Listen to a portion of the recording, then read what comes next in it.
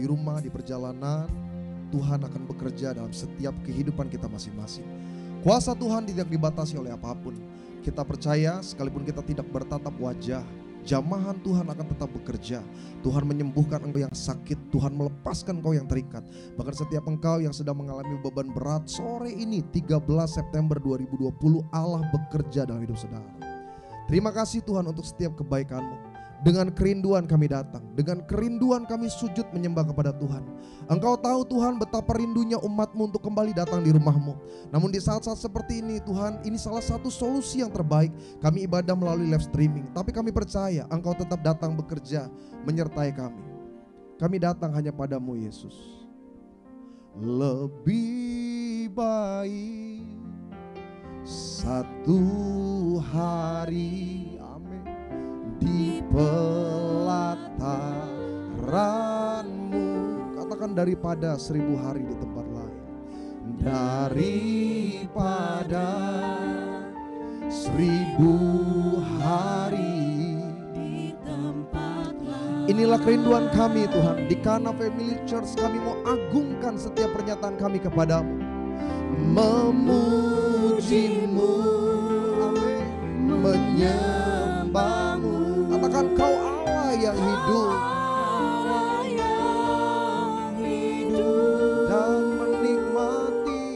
dan menikmati, katakan semua kemurahan-Mu. Saya mau ajak setiap jemaat Tuhan, engkau yang menyaksikan live streaming ini, mari angkat suaramu bersama-sama kita katakan lebih baik satu hari di rumah-Mu Tuhan. Lebih baik. Mari sembah Tuhan dengan sepenuh hati. Tunjukkan kerinduanmu untuk datang di dalam rumah Tuhan. Amin. Oh, daripada 1000 hari di tempat lain, di tempat lain, ku mau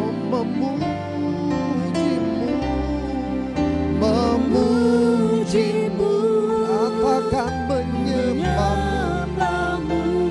Oh, Kau Allah yang hidup, Allah yang hidup, dan menikmati semua kemurahan-Mu.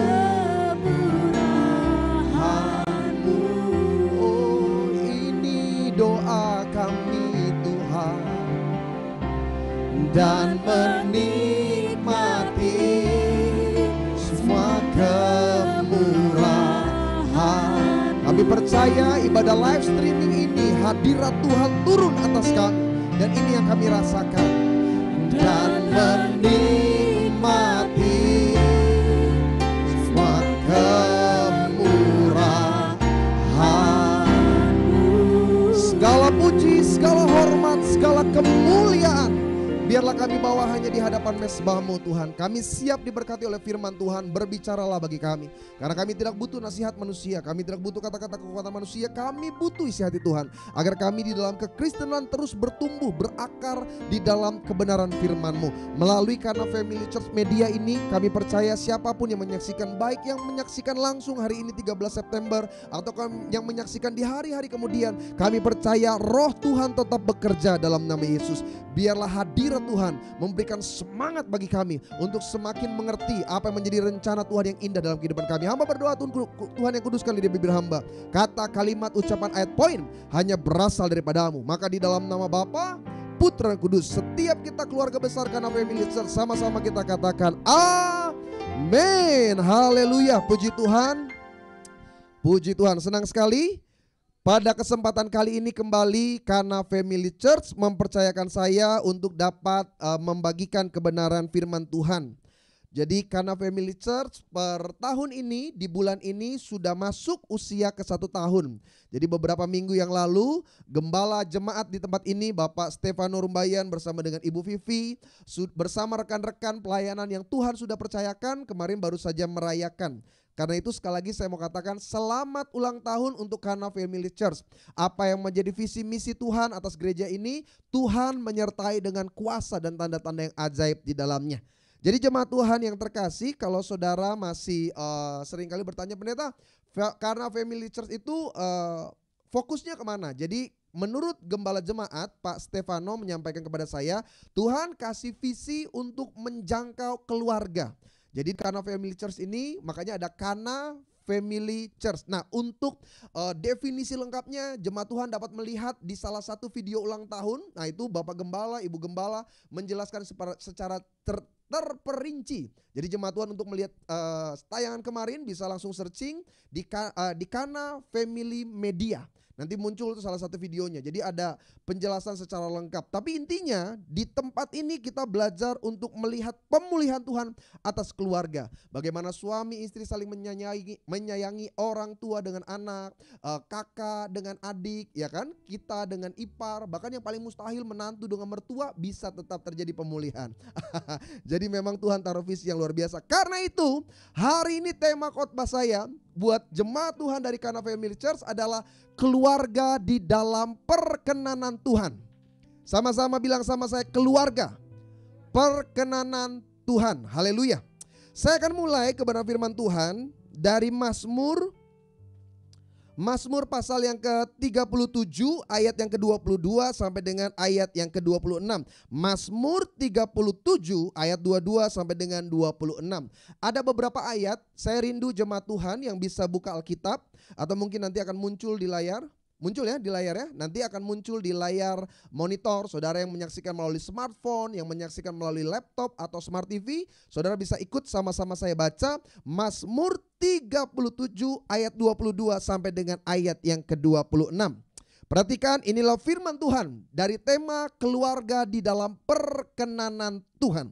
Sesungguhnya orang-orang yang diberkatinya akan mewarisi negeri, tetapi orang-orang yang dikutuknya, ngeri amat nih, yang dikutuknya akan dilenyapkan.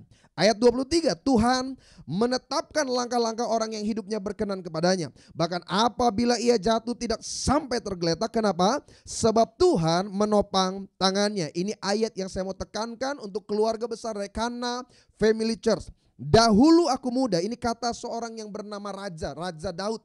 Dahulu aku muda, sekarang aku tua, tetapi apa yang di rumah baca?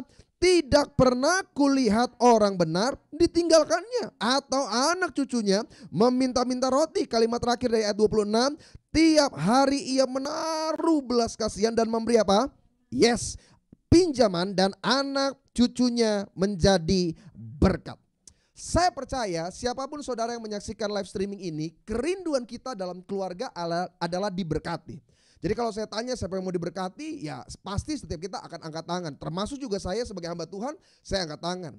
Makanya saya suka perhatikan dalam sebuah ibadah, respon jemaat atas berkat itu besar sekali. Ada banyak jemaat Tuhan kalau datang ibadah, saya suka lihat ini orang hidup atau mati itu tipis gitu. WL udah semangat ya kan, kayak tadi tuh teman saya tuh panggilnya Teteh Elis ya, jadi Pak Teteh Elis, kok semangat sekali kan. Setiap saudara lihat Kana Family Church kalau yang WL-nya itu teman saya Teteh Lilis atau teman saya Pak Oscar, itu waduh itu semangat. Tapi ada jemaat yang kalau dengar puji-pujian biasa aja dia. Orang lain tepuk tangan, dia juga tepuk tapi nggak pernah kena. Karena dia nggak konsen di situ. Pendeta sedang khotbah, ada jemaat kan yang modelnya nyatet, walaupun gak pernah dibaca tapi dia catat. Nah itu kan, ada yang modelnya lihat pendeta tuh kayak mau berumangsa. Amin, amin. Tapi ada juga yang gak ngerti saya, pendeta khotbah dia, mungkin dia mau ngukur atap berapa tinggi gitu. Tapi waktu doa berkat, dia angkat tangan lebih tinggi dari malaikat. Kenapa? Karena memang kalau mau jujur, kerinduan setiap manusia adalah melihat keberhasilan, kesuksesan, kejayaan. Intinya adalah berkat Tuhan, termasuk di dalam keluarga kita. Nah persoalannya, kalau saudara nggak mengerti cara Tuhan bekerja, kita kehilangan janji-janji Tuhan. Janji-janji di dalam keluarga, bagaimana ada terjadi pemulihan. Kenapa? Karena intinya Alkitab sudah menceritakan rahasia bagaimana engkau melihat janji Tuhan tergenapi. Nah keluarga di dalam Kana Family Church inilah fokusnya. Gembala jemaat di tempat ini punya kerinduan. Ayo, keluarga itu bukan cuma berbicara ada cinta, tapi juga ada berkat keberhasilan. Sehingga kita tuh mendengar kabar-kabar yang sukacita. Salah satu dari salah satu rekan kita di tempat ini namanya Evangelis William. Baru beberapa waktu yang lalu, bahkan di tengah keadaan COVID, sudah menyelesaikan strata 1. Tadi saya berbincang sedikit sama beliau, saya tanya gimana? Saya biasanya panggil Koko. Kok gimana kok? Puji Tuhan, nilainya bagus, memuaskan. Sekarang lagi mau masuk ke tahap pencarian karir kerja. Saya tanya berapa, gimana kesempatannya? Dia sebut nama-nama besar perusahaan. Saya tanya udah bisa sampai salary belum? Waduh, itu kan kebanggaan saudara. Saya percaya ketika papa mamanya lihat anaknya dalam pelayanan, bukan cuma bilang, wah ini tuh anak saya. Tidak, tapi ada kebanggaan. Tuhan terima kasih.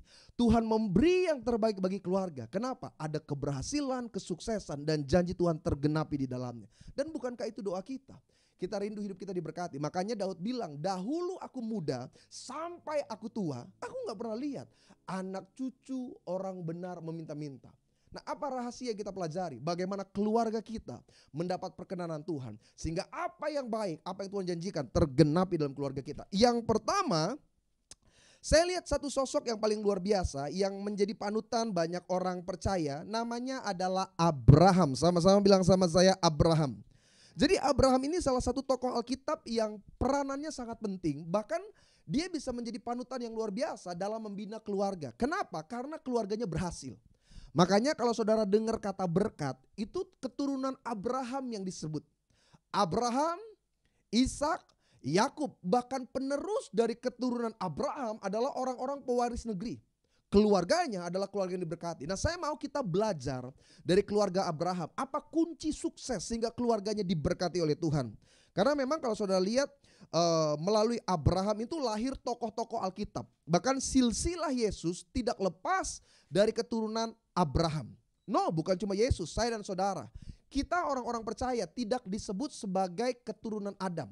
Kita disebut sebagai keturunan Abraham. Kenapa? Abraham salah satu tokoh yang berhasil memiliki keluarga yang diberkati. Adam juga diberkati, tapi persoalannya dua anaknya ada pertengkaran. Sampai-sampai kakaknya Kain mau dan tega membunuh.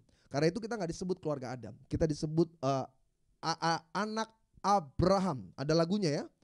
Bapak Abraham mempunyai banyak sekali anak-anak.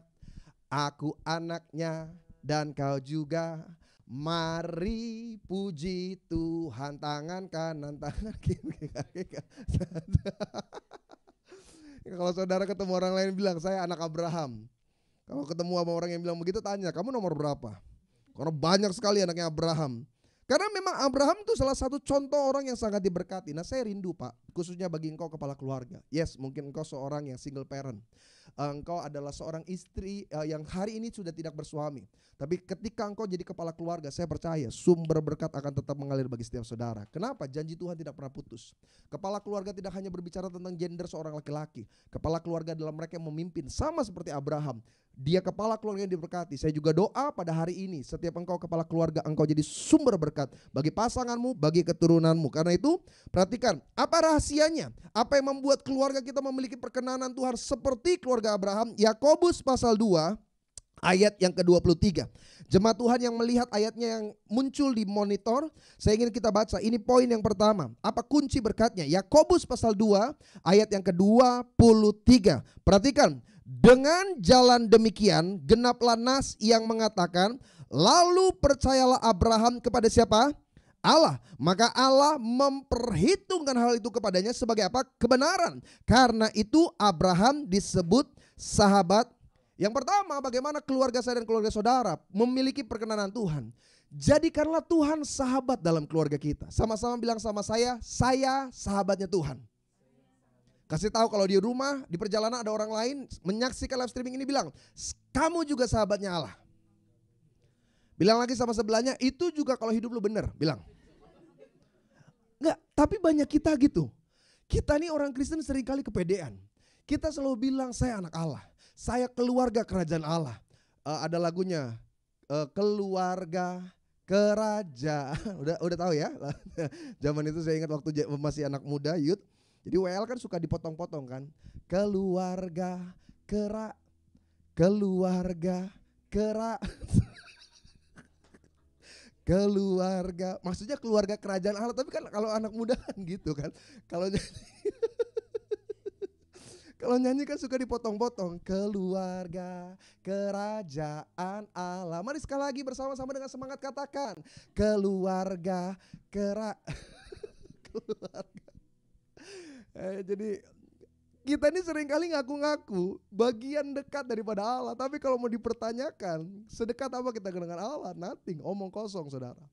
Keluarga yang berkenan di hadapan Allah dimulai dari sebuah hubungan yang real antara kita dengan Allah yang kita sembah.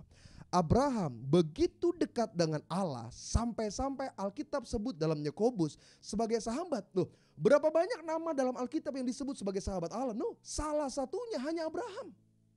Saking spesialnya Abraham di hadapan Allah sampai Alkitab memberikan dia predikat sahabat, dan itu gak sembarangan loh saudara. Dikatakan Ayub bergaul karib dengan Allah tapi gak sedekat kesahabatan Abraham dengan Allah.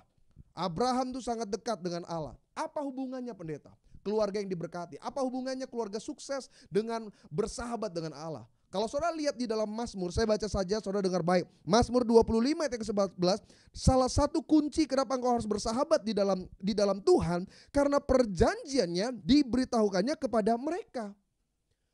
Kenapa ada keluarga bisa punya kesuksesan? Mereka cerita gini, waktu kami doa, Tuhan berbicara untuk saya buka usaha ini, dan ternyata melalui usaha itu kami keluarga diberkati. Loh, karena orang yang dekat dengan Tuhan, orang yang memiliki kedekatan dengan Allah punya kespesialan. Alkitab katakan rahasia-rahasia kerajaan sorga dibukakan. Makanya kenapa kita usaha gak pernah maju? Kenapa seakan-akan apa yang kita kerjakan selalu gagal? Pertanyaannya, kita melakukan apa yang kita mau atau apa yang Tuhan mau? Keluarga di dalam Tuhan, kita punya kerinduan, tapi semuanya atas kehendak Tuhan. Makanya kenapa Abraham diberkati? Karena dia ikut bukan apa yang dia inginkan, tapi apa yang Tuhan mau. Makanya jemaat Tuhan yang terkasih, kalau bukan kedekatan Abraham dengan Allah, tidak ada alasan lah untuk Abraham diberkati. Justru karena kita punya istilah, tidak kenal maka tidak sayang. Tapi sebaliknya, kalau kenal justru sayang. Demikianlah Abraham dengan Allah. Banyak kita nih seringkali gak memiliki pengenalan yang kuat dengan Allah, tapi nuntutnya selangit gitu. Saya paling sebel sama orang Kristen, maaf ya saya jujur-jujur aja nih. Doa gak pernah, baca Alkitab boro-boro. Tapi kalau susah bikin status, Tuhan sedang menguji saya. Loh, siapa yang nguji saudara? Emang lu susah karena perbuatan sendiri?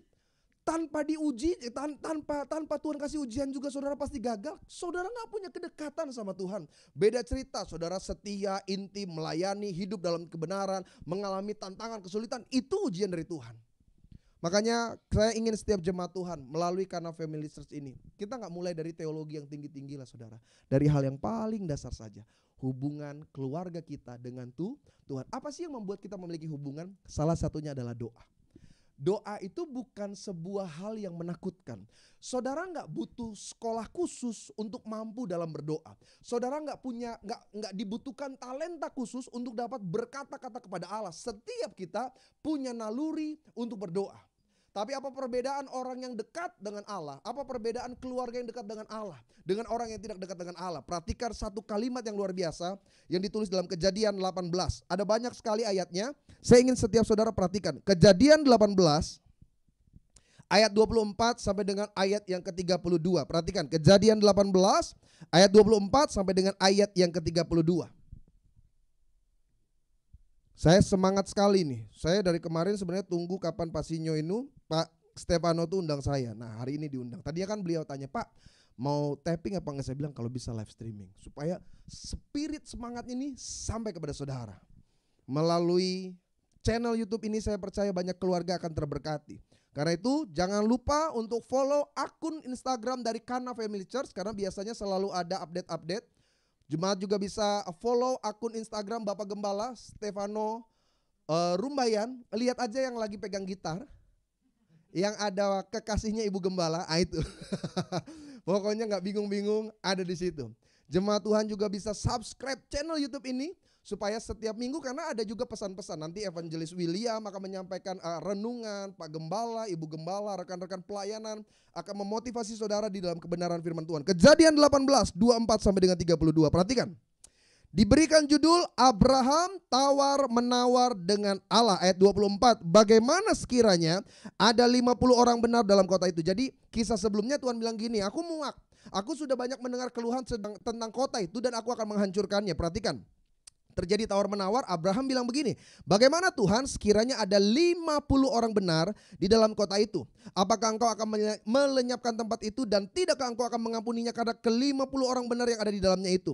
Jauhlah kiranya daripadamu untuk berbuat demikian, membunuh orang benar bersama-sama dengan orang fasik, sehingga orang benar itu seolah-olah sama dengan orang fasik. Jauhlah kiranya demikian daripadamu, masakan hakim segenap bumi tidak menghukum dengan adil. Tuhan berfirman kepada Abraham, jika kudapati berapa? 50 orang benar dalam kota Sodom, aku akan mengampuni seluruh tempat itu karena mereka. Abraham menyaut, sesungguhnya aku telah memberanikan diri berkata kepada Tuhan, walaupun aku debu dan aku abu, sekiranya kurang 5 orang dari ke-50 orang benar itu, apakah engkau akan memusnahkan seluruh kota itu karena yang 5 itu? Firman-Nya, aku tidak akan memusnahkan jika kudapati 45 di sana. Dari 50 turun menjadi 45. Perhatikan lagi Abraham melanjutkan perkataannya kepadanya, sekiranya 40 didapati di sana.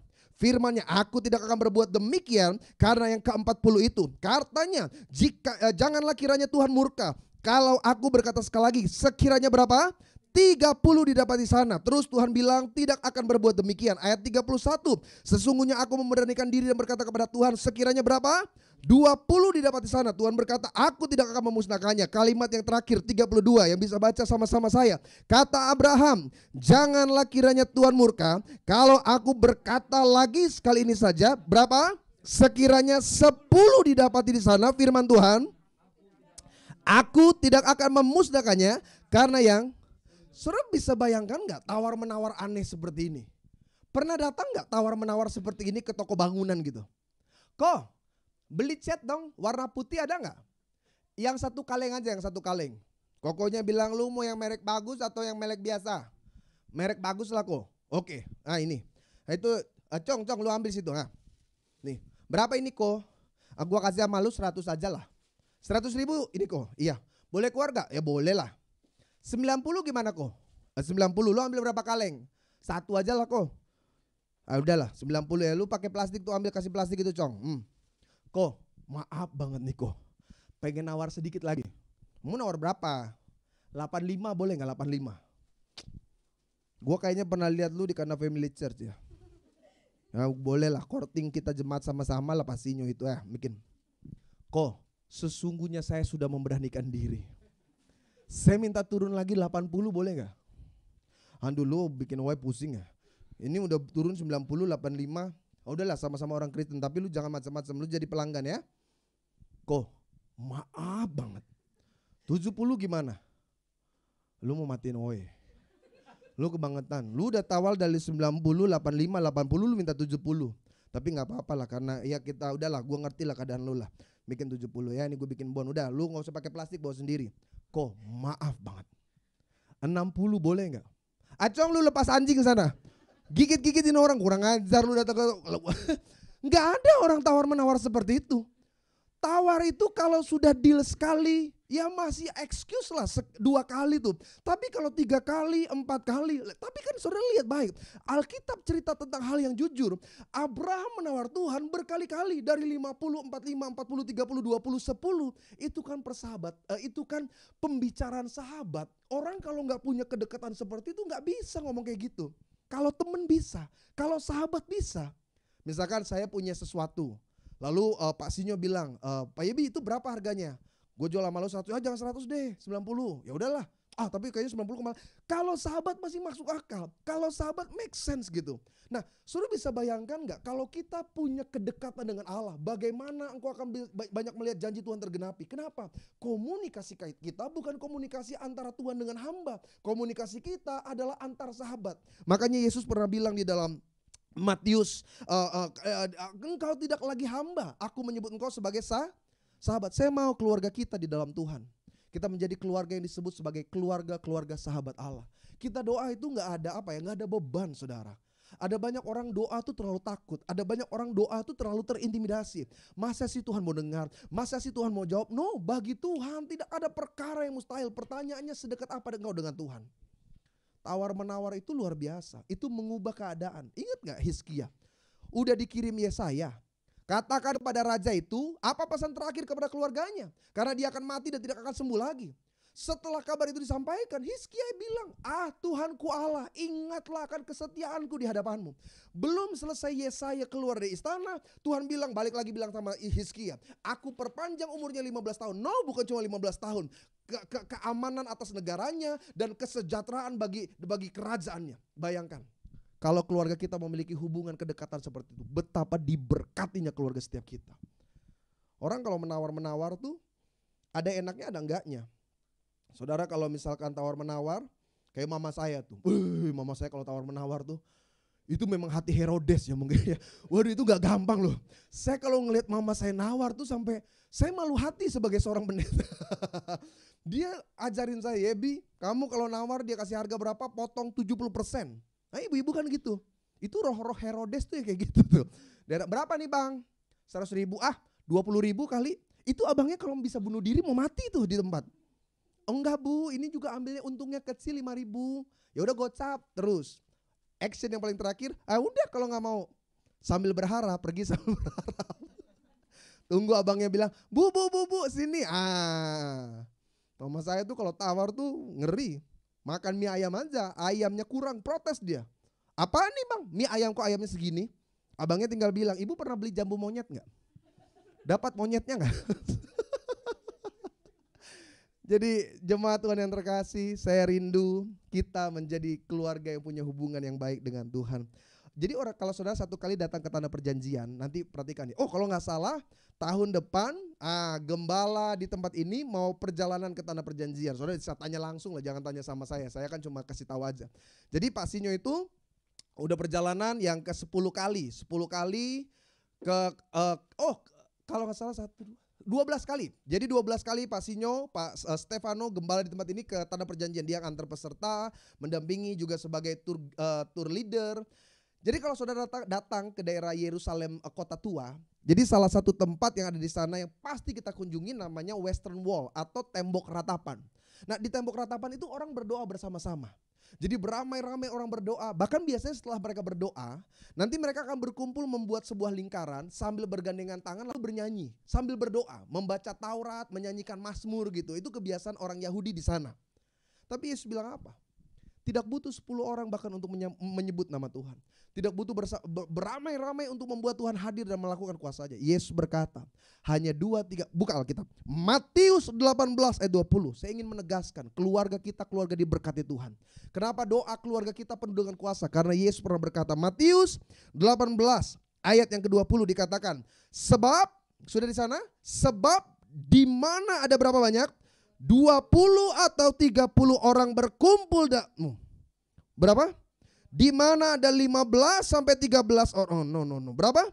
Di mana hanya 2 atau 3 orang berkumpul. Yesus gak bilang beramai-ramai. Yesus gak bilang satu rombongan besar. Yesus bilang hanya 2-3 orang. Kalimat berikutnya, di situ aku ada di tengah-tengah mereka.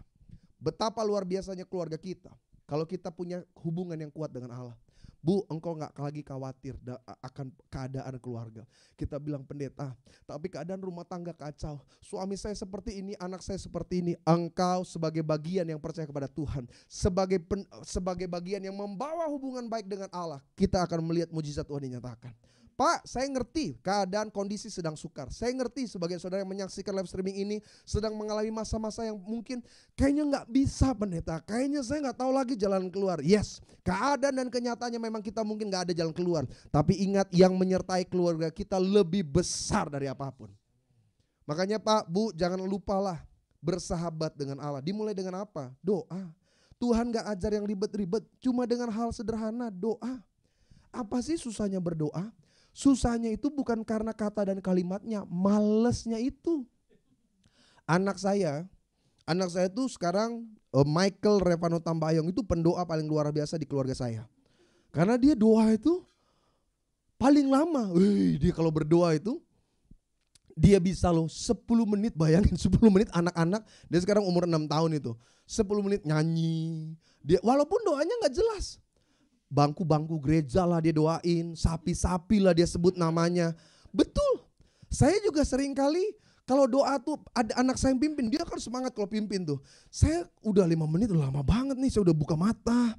Dia masih begini, Yesus berkati lantai 1, lantai 2, berkati keluarga kami sehat, opung, oma, opa.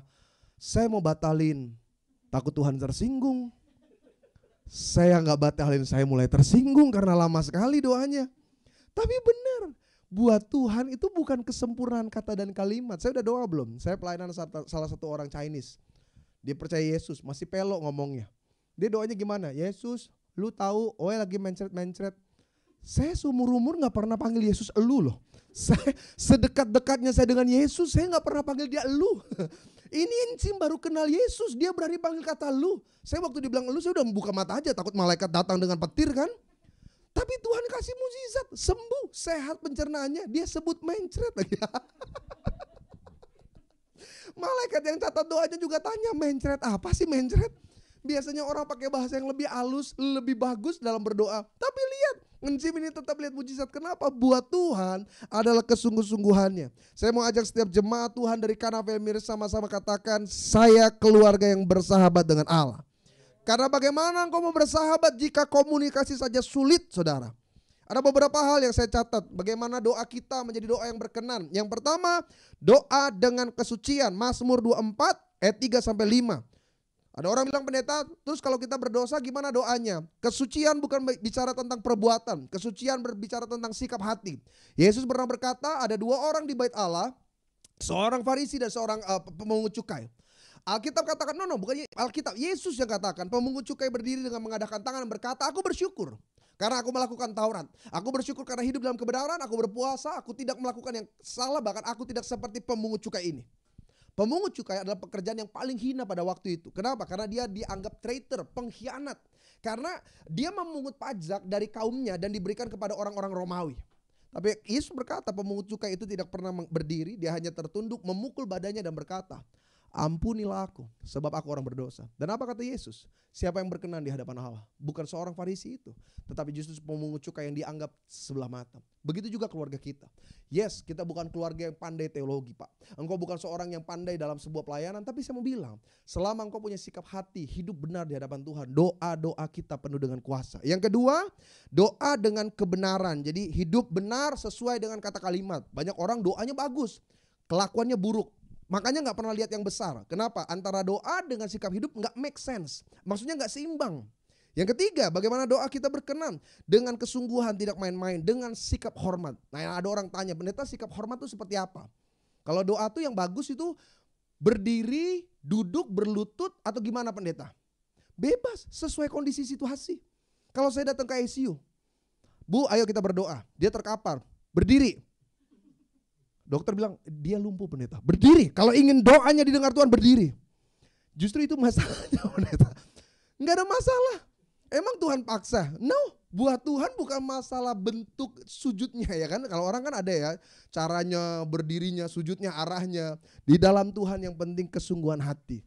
Seringkali kita udah gak mampu berdiri nih, pengennya duduk, it's okay. Selama kita penuh dengan kesungguh-sungguhan. Pengennya berlutut pendeta, tinggal ikut sesuai dengan selera, itu aja. Yang penting sepenuh hati. Orang tanya pendeta, kalau gitu doa kita perlu tutup mata atau enggak? Tergantung situasi. Terkadang gembala KNFM Church kan taruh nomor kan, saudara bisa hubungi tuh 24 jam, 24 hour. Jemaat bisa telepon, konseling. Terkadang Pak Stefano lagi di kendaraan, lalu ditelepon, Pak tolong doain Pak. Saya mau tanya, gembala kita tutup mata atau buka mata? Iya, tergantung kan. Kalau di lampu merah masih bisa lah dia tutup mata, kedap-kedip, lihat gini udah hijau atau belum. Tapi kalau sambil bawa, dia tetap doa. Tapi buka nggak ada orang lagi nyetir. Oke, kita doa ya. Kami serahkan Tuhan keluarga ini ya. Mati. Buat Tuhan bukan caranya. Yang penting di keluarga punya cara masing-masing. Ada keluarga yang pandai sekali berdoa. Keluarga saya tuh gitu. Keluarga saya, mama saya khususnya kalau dia udah doa itu, saya seperti mau lari. Karena gak amin-amin mama saya. Tapi ada juga keluarga kalau doa singkat sekali. Saking singkatnya sampai malaikat datang tanya, udah selesai? Baru saya datang, udah selesai doanya. Tidak ada masalah. Saya punya teman dulu zaman kuliah. Dia itu kan orang Timor ya. Jadi lucu sekali dia punya aksen logat itu. Jadi kalau dia dosen suruh dia pimpin, kita tuh udah geli sekali. Karena dia kalau doa gini, Bapak, selamat siang Bapak, sebentar Bapak. Kita tuh suka nyautin, Tapi buat Tuhan tidak ada masalah selama punya kesungguhan.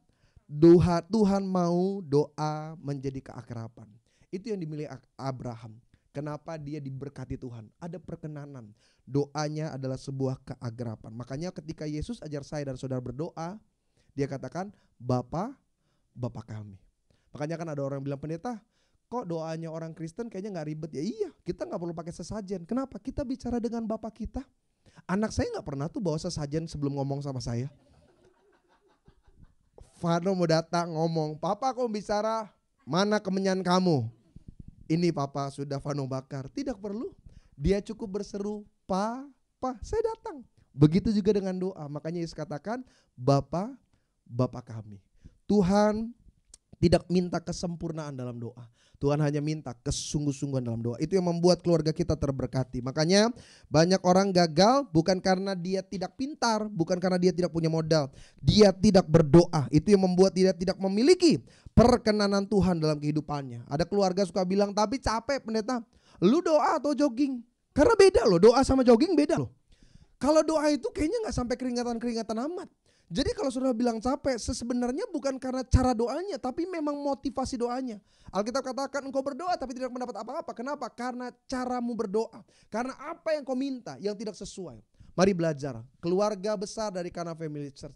Jadi keluarga yang belajar melihat rencana Tuhan terjadi melalui apa? Hubungan dulu yang pertama. Hubungan dimulai dari komunikasi. Komunikasi kita orang percaya adalah melalui doa. Saya rindu kebenaran firman Tuhan hari ini benar-benar menjadi rema yang mengubahkan hidup saya dan hidup saudara. Jadi bagaimana kita menjadi keluarga yang hidup berkenan di hadapan Tuhan? Kita belajar dari Abraham. Abraham adalah keluarga yang bersahabat dengan Allah. Abraham sebagai kepala keluarga dia bersahabat. Yang terakhir, yang kedua, saya undang rekan pemain musik kita untuk kita mau akhiri kebenaran firman Tuhan pada sore hari ini. Yang kedua saya catat karena Abraham ikut kebenaran dan bukan ikut emosional. Salah satu kisah yang paling terkenal dari Abraham adalah ketika terjadi pertengkaran antara gembala Abraham dengan gembala Lot. Karena mereka sangat diberkati, sangat sukses sampai akhirnya terjadi keributan. Gembala Lot dengan gembala Abraham bertengkar memperebutkan wilayah. Tapi ini yang menarik dari seorang Abraham. Dia keluarga yang ikuti apa yang menjadi kebenaran bukan dari emosi. Dia berkata kepada Lot, kalau engkau ke kanan aku ke kiri. Kalau engkau ke kiri aku akan ke kanan. Saya mau tanya yang memberkati Lot siapa? Yes, karena dia ikut Abraham. Tapi Abraham gak emosional. Berapa banyak kita keluarga seringkali ingin direbut berkatnya. Orang coba klaim apa yang menjadi milik kita. Tapi belajar daripada Abraham. Ketika Abraham coba mengalah, Tuhan berkata, Abraham pandang sekelilingmu. Kenapa Tuhan bilang seperti itu? Karena Alkitab ceritakan dalam Kejadian, Lot memilih tanah yang lebih baik. Lembah sungai Yordan, lembah di mana Sodom dan Gomora ada di sana. Abraham dapat sebaliknya, tanah gersang, tanah kering. Tapi ini kalimat Tuhan, Abraham lihat sekelilingmu. Sepanjang kau melihat, sedemikian juga tempat itu akan kuberikan kepadamu. Dan tempat itu akan menjadi tempat di mana aku akan memberkati engkau. Demikian juga dengan keluarga setiap kita. Siapapun saudara bekerja dengan cara apapun, percaya kalau Tuhan sudah berjanji dia berkati, pasti dia berkati. Kita belajar untuk memiliki hubungan yang baik, sahabat dengan Allah. Dan yang kedua, hidup sesuai dengan kebenaran. Tuhan Yesus memberkati. Saya mau undang rekan-rekan yang melayani, kita mau akhiri. Pak, saya boleh minta kunci D.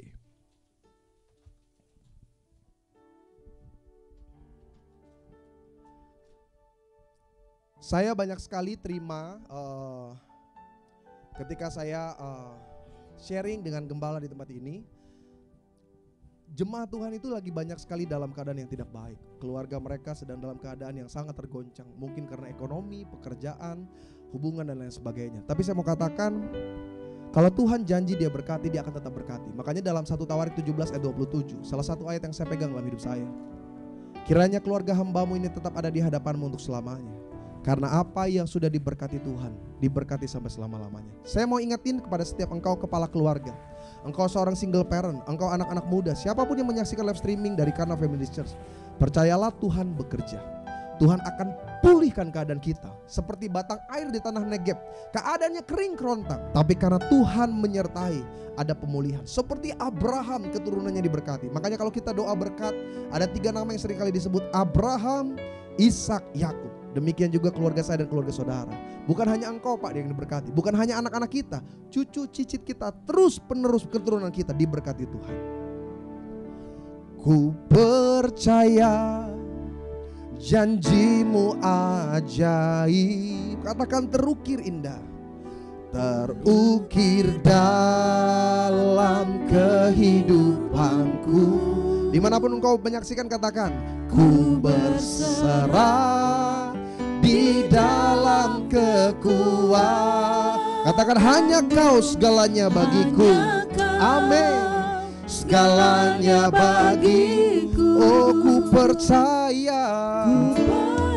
Amin. Janjimu ajaib. Katakan: terukir indah.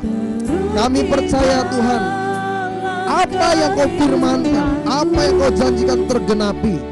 Ku berserah di dalam kekuatanmu. Ku bagian interlude ini sama-sama ucapkan dengan iman. Katakan: tak akan ku takut, tak akan ku gentar. Kaulah imanku. Katakan: kaulah Tuhanku. Amin. Keluarga-keluarga Kana Family Church. Amin. Bukan kebaikanmu di hidupku.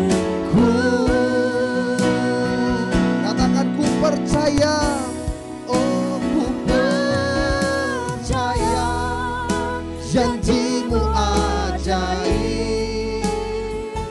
Terukir dalam kehidupanku. Katakan: ku berserah di dalam kekuatanmu. Hanya engkau segalanya bagiku. Ini doa kami Tuhan. Ku percaya, diberkatilah engkau di dalam nama Bapa, Putra dan Roh Kudus, dalam nama Tuhan Yesus.